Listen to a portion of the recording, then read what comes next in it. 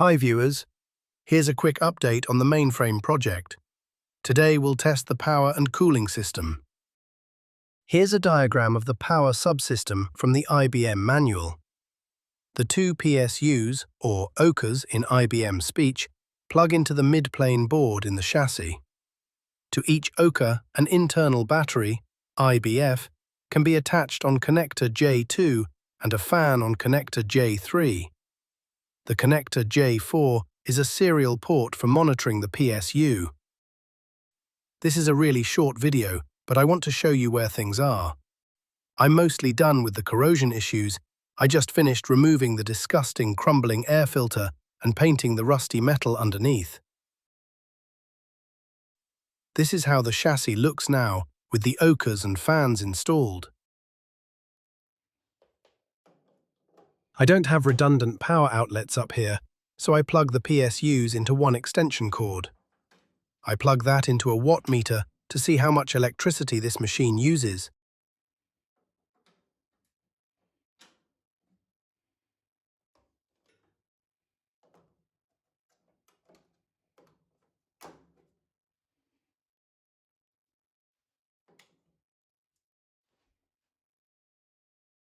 The two OCAs now both have the power in light on, so now it's time to flick the switch.